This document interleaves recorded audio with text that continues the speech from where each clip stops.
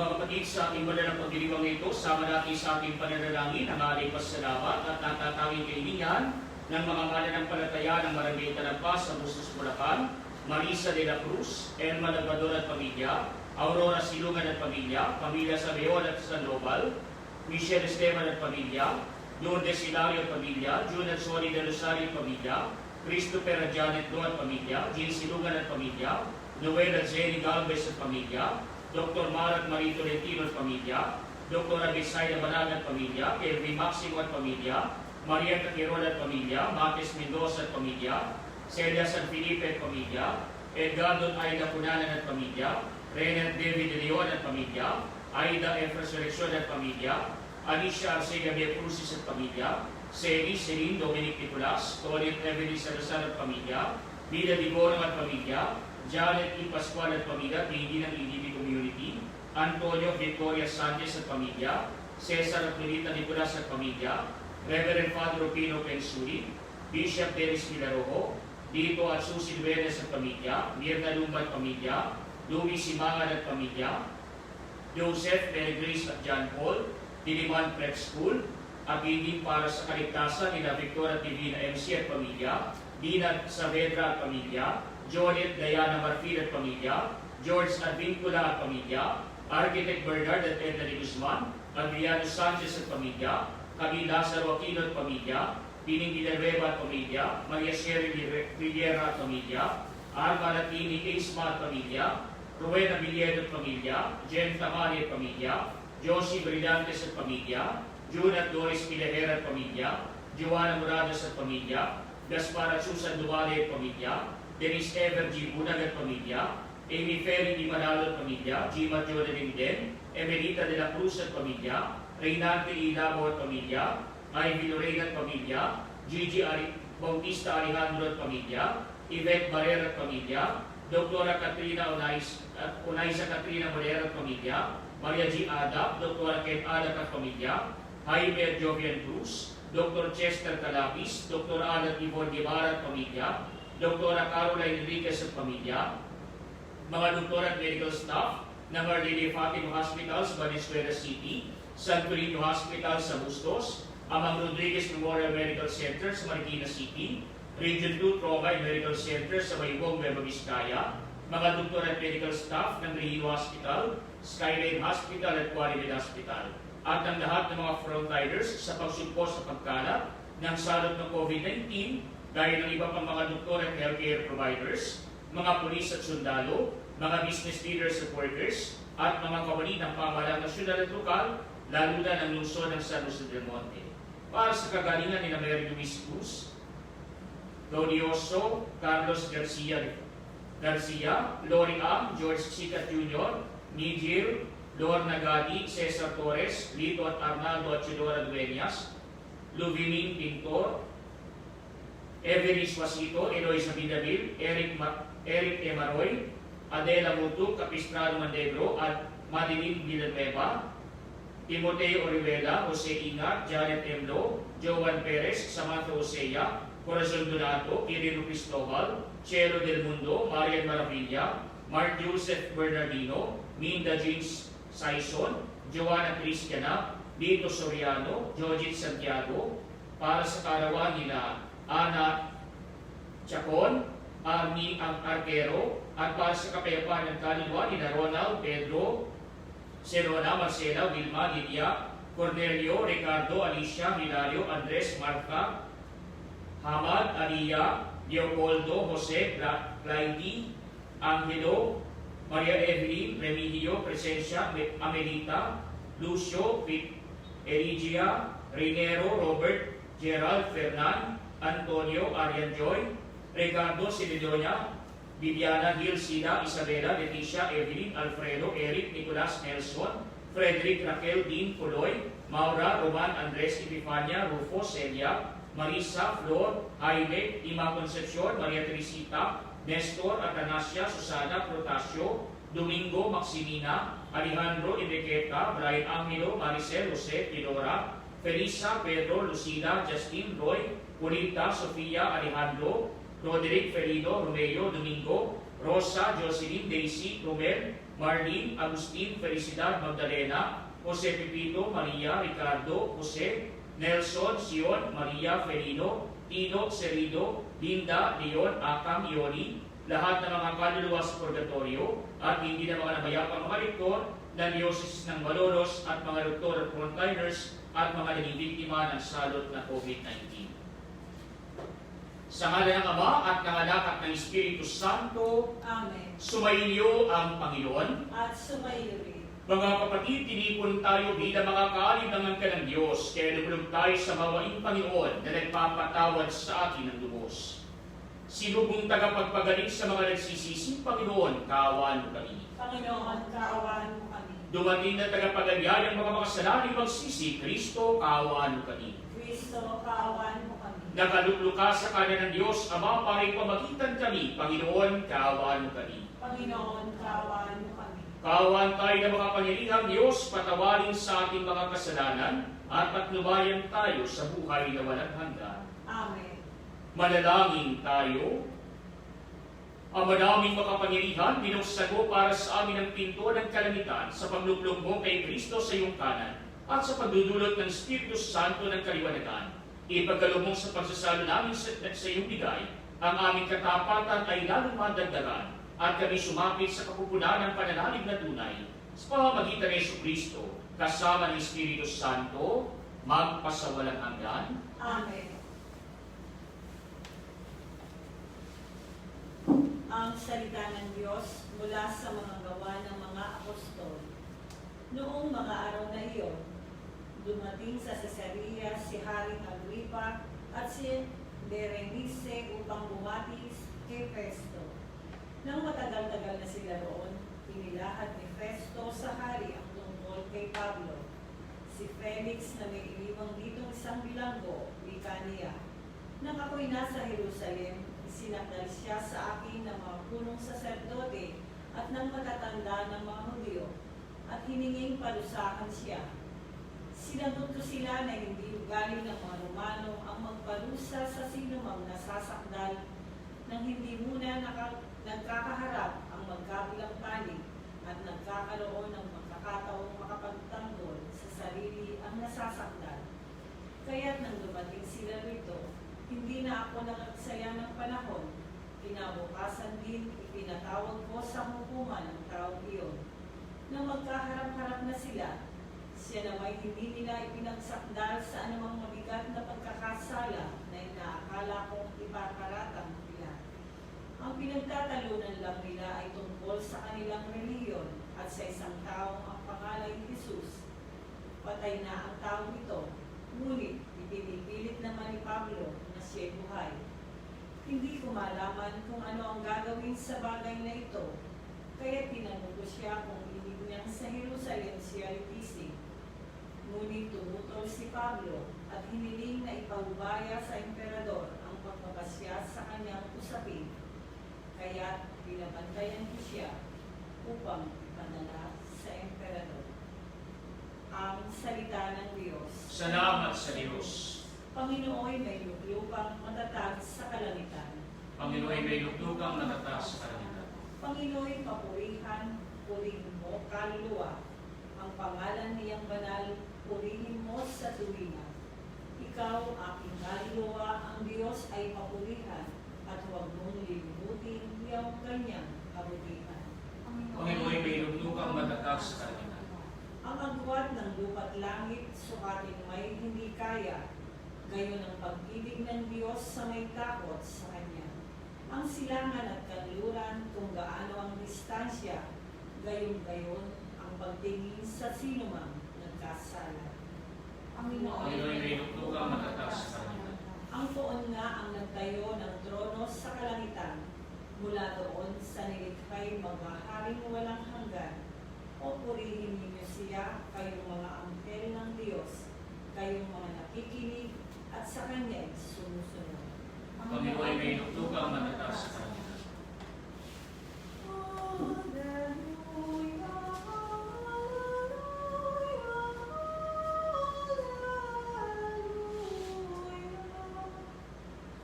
Sumainyo ang Panginoon.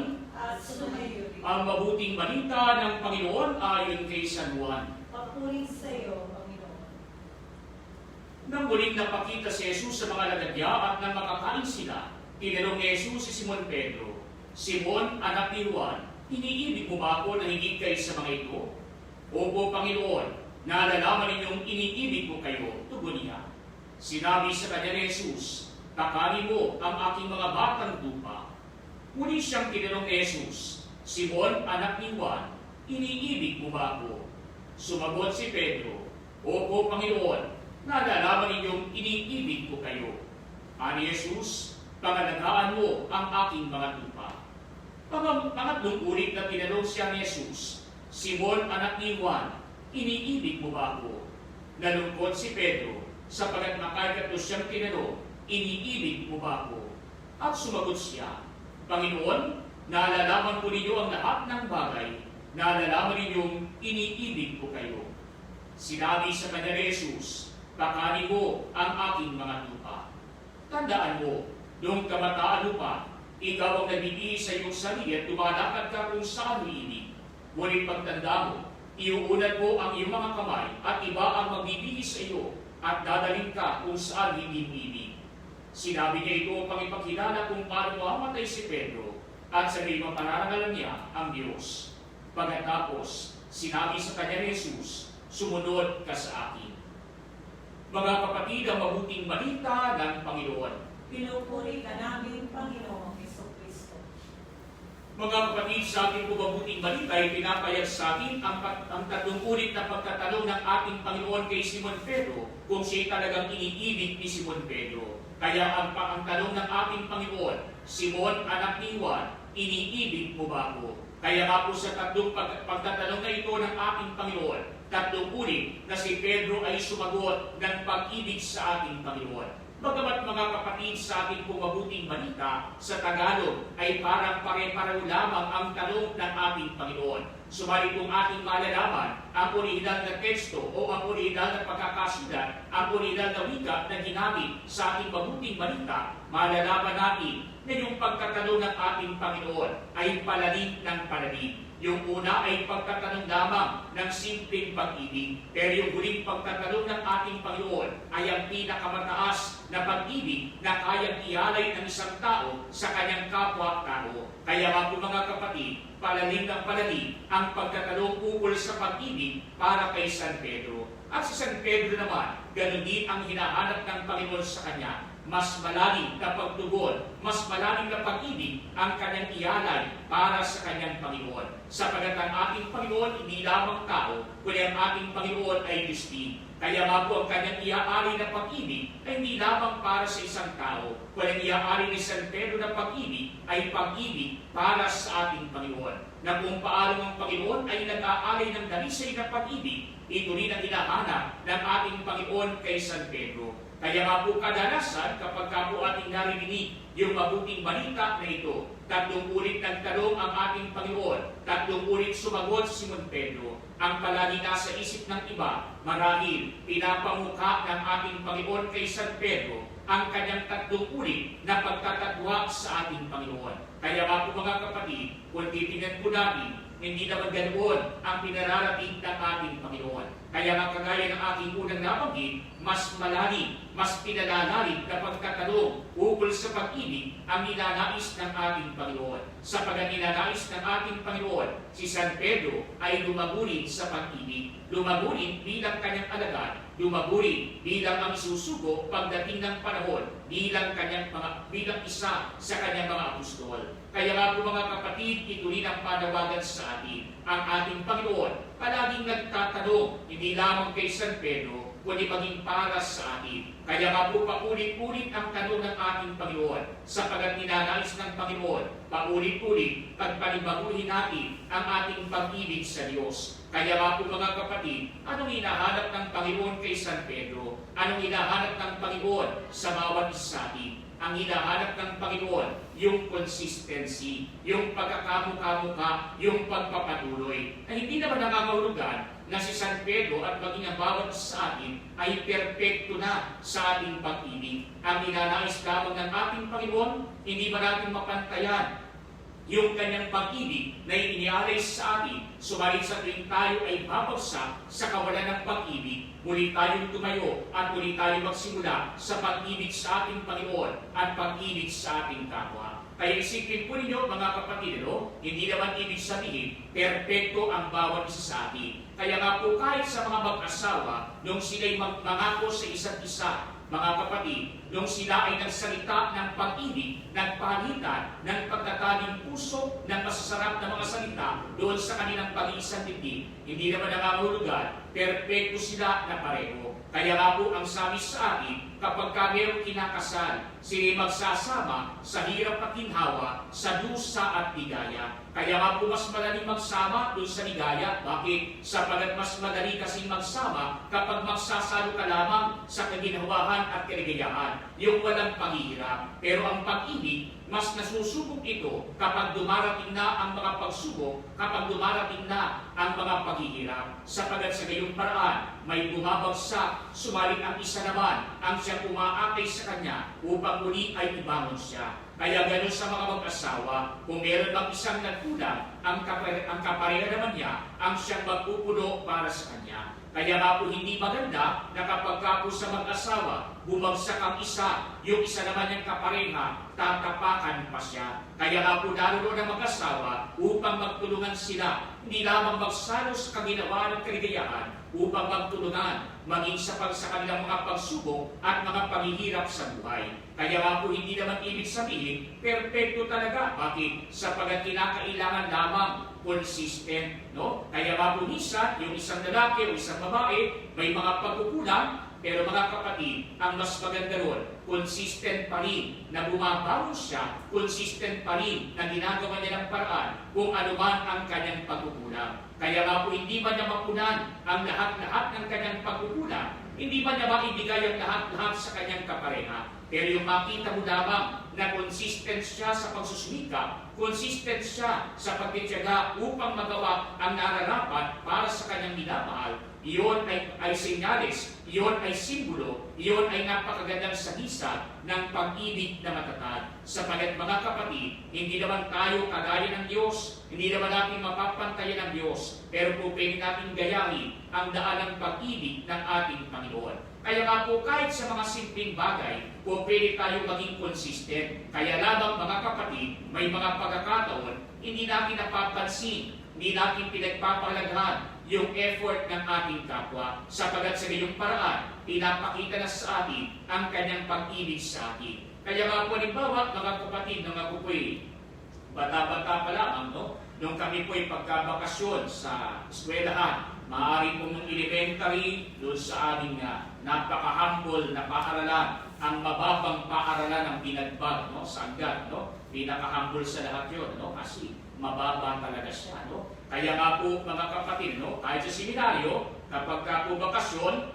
ay siyempre kapag ka bakasyon bumabawi ka, no? At alin pagbawi mo? Yung po bang pagbakasyon, tanghali ka nang dumigising. Kapag ka namang gabi, nag-enjoy ka, o anong gagawin mo, kaya may mga pagkakataon, puyat ka sa gabi, kaya po sa kinabukasan, tanghali ka nang dumigising. At sa mga magulang, hinahayaan ay nila yun mas madalas. Bakit? Kasi ang lagi nilang nasa isip, bakasyon naman, no? Kaya nga po pinagpapahinga, pinababawi yung kanilang anak. At yung pong aking ina ay ganoon din, no? Pinababawi, pinagpapahinga yung kanyang anak, no? Kaya nga po mga kapatid, may mga pagkakataon naman ay kapag ka po ako'y sa umaga, medyo naiinis po ako. Bakit? Kasi kapag ka po halimbawa, mga alas 8 na, no? Ay bumabangon ako usually mga alas 9 pagka bakasyon, no? Pagka mga alas 8 o kaya alas 7, bigla kong higisingin ng nanay ko, no? At ang sasabihin sa akin ng nanay ko, anak, bangon na!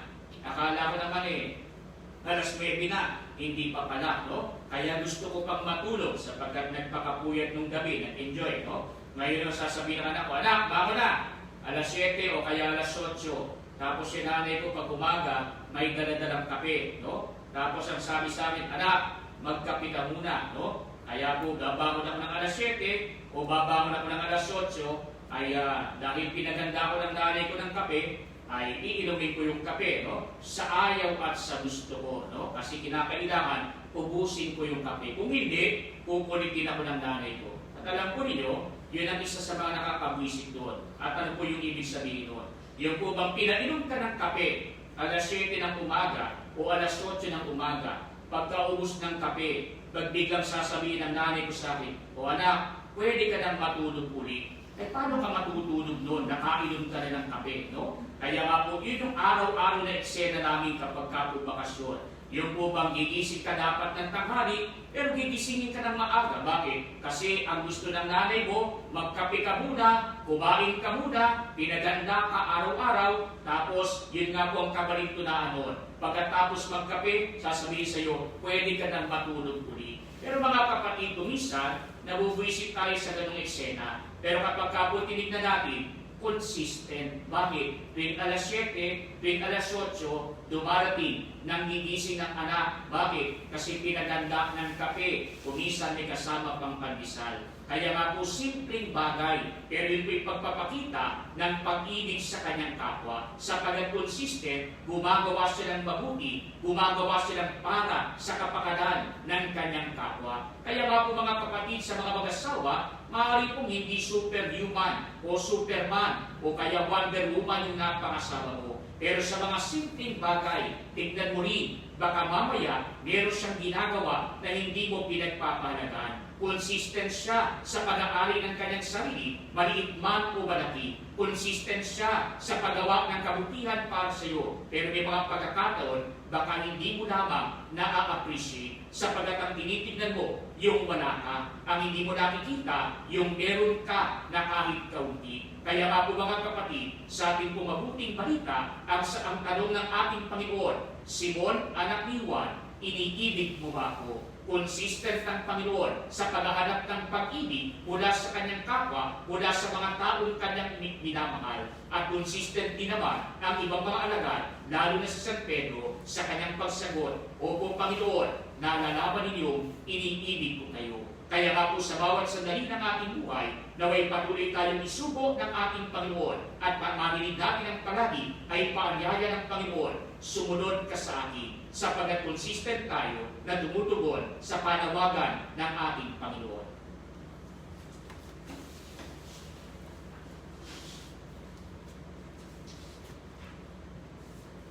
Mga kapatid, bunga ng pagkaunawang isinugod tayo sa misyong katulad ng kay San Pedro, hilingin namin sa Diyos Ama na palakasin ang ating pananampalataya.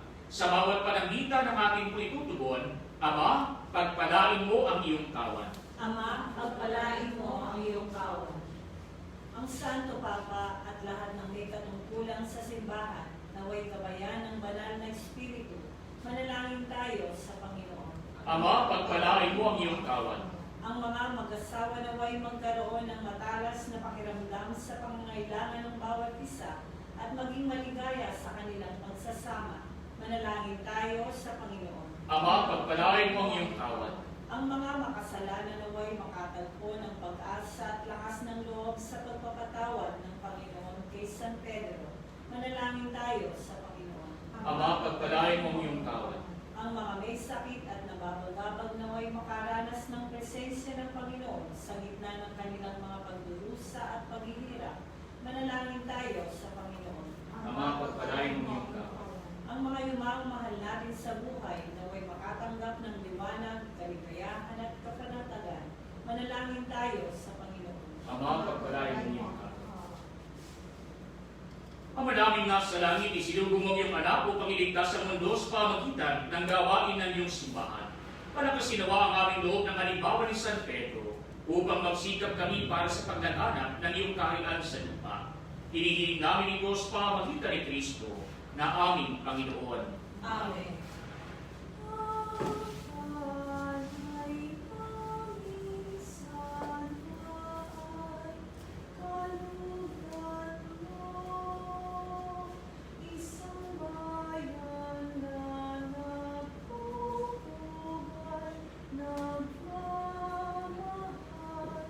Sa'yo,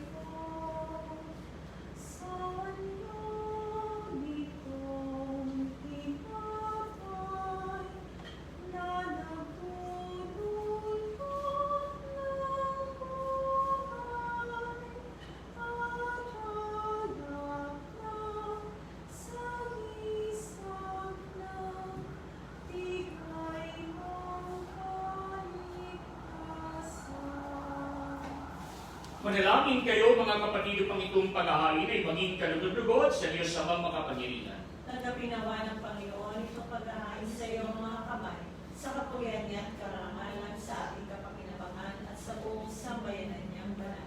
Ang madaming inikta at tungayan mo ang paghahalin ng iyong sambayanan upang pakundaan sa iyong kinalulugdang mga alay. Ang aming kalooban ay gawing dalisay sa pagdating ng Espiritong Banal. Sa pamamagitan ni Jesucristo kasama ng Espiritu Santo, magpasawalang hanggan. Amen. Sumainyo ang Panginoon. At sumayo, Itaas sa Diyos ang inyong puso at diwa. tinaas na namin sa Panginoon. Pasalamatan natin ang Panginoong aming Diyos. Marapat na siya ay pasalamatan. Ang madaming makapangyarihan tunay ng marapat na ikaw ay aming pasalamatan ngayong pinagdiriwang paghahain ng Mesiyas ang maamong tupa na tumubos sa aming lahat. Ang katawan ng anak mong sa krus na bayubay ay handog ng pag-ibig na walang kapantay. Ito ang paghahain ng anak mong kinalugdan. Ito ang inugdati ng dating pag-aalay. Ang buong sarili na anak mong si Jesus ay nihain sa iyo upang kami ay matubos. Siyang dambanan pa rin naghahandog, siya pa rin ang tupang handog ni Binipon. Kaya kaisa ng mga anghel na nagsisiawit ng papuri sa iyo nang walang humpay sa kalalitan. Kami nagbubunyi sa iyong kadakilaan. Santo, Santo, Santo, Panginoong Diyos na makakapos, napupuno ang langit at lupa ng kadakilaan mo. Hosana sa kaitaasan. Pinagpala ang nabalilito sa ngalan ng Panginoon. Hosana sa kaitaasan. Ang manaming banal, ikaw ang bukal ng tanang kabanalan. Kaya sa pamagitan ng iyong Espiritu, gawin mong banal ang mga kaloob na ito upang para sa aming maging katawan at dugo ng aming Panginoong Jesucristo. Bago niya pinagtiis ang kusang loob na maging handog, hinawakan niya ang tinapay. Pinasalamatan kaniya. Pinagati-hati niya iyon. Iniyamot sa kanyang mga alagad at sinabi, tanggapin ninyong lahat ito at kanin. Ito ang aking katawan na ihahandog para sa inyo.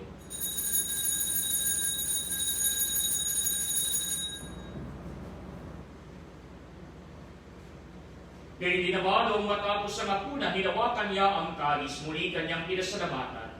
Iniyabot niya ang kalis sa kanyang mga alagad at sinabi, tanggapin ninyong lahat ito at inumin. Ito ang kalis ng aking dugo, ng bago pa lang hanggang tipan. Ang aking dugo na ibubuhos para sa inyo at para sa lahat, sa ikapagpapatawad ng mga kasalanan.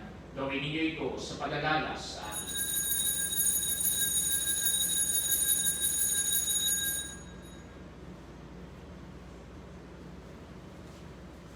Mga kapatid, ang misteryo ng ating pananampalataya. Si Kristo'y namatay, si Kristo'y nabuhay, si Kristo'y babalik sa wakas ng panahon.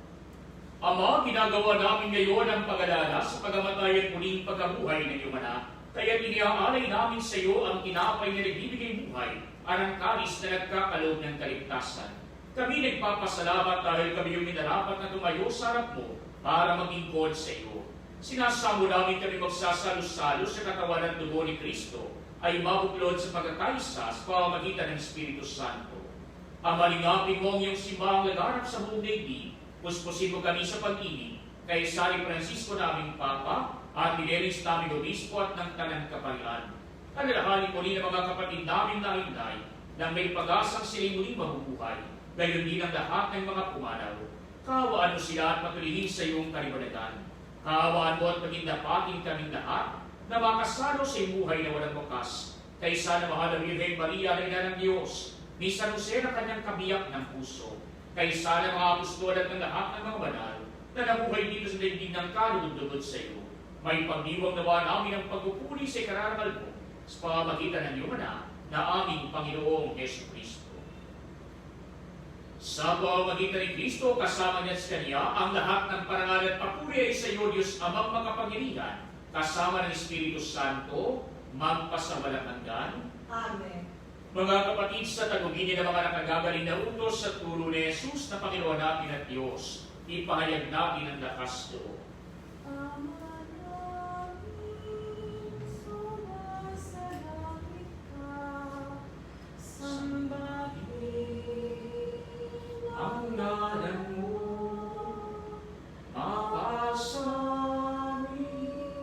ang kaharian mo, sundin ang loob mo, dito sa lupa, para ng sa langit.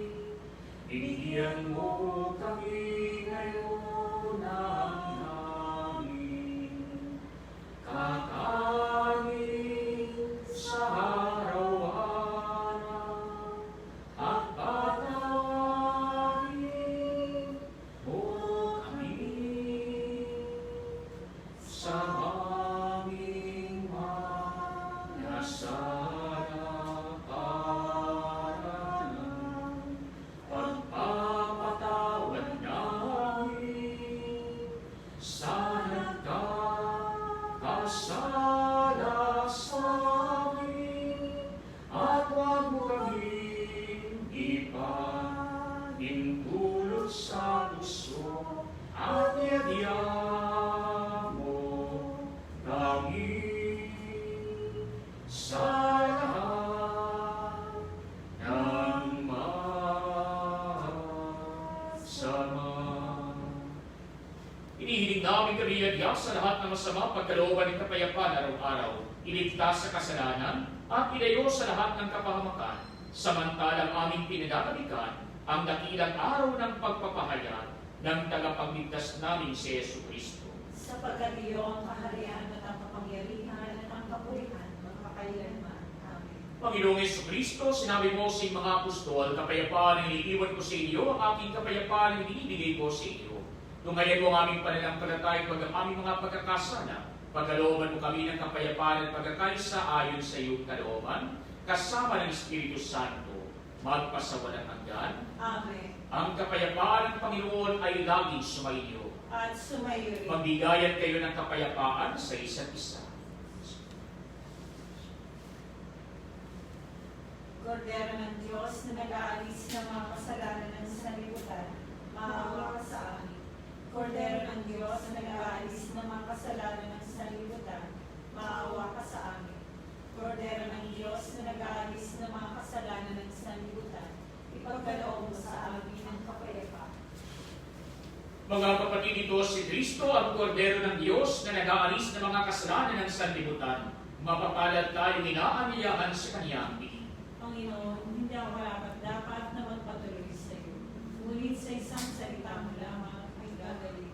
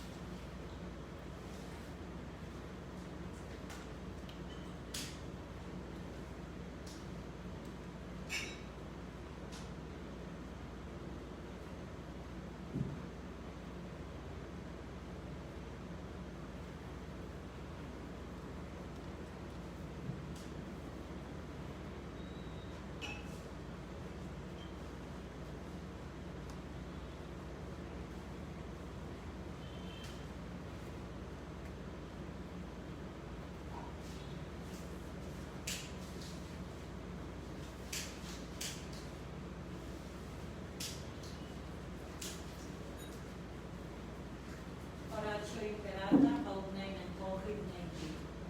Amang makapangyarihan, lumalapit kami sa iyo sa aming pangangailangan. Ingatan mo kami laban sa COVID-19 na lumalaganap sa kasalukuyan at nagiging sanhi ng kamatayan.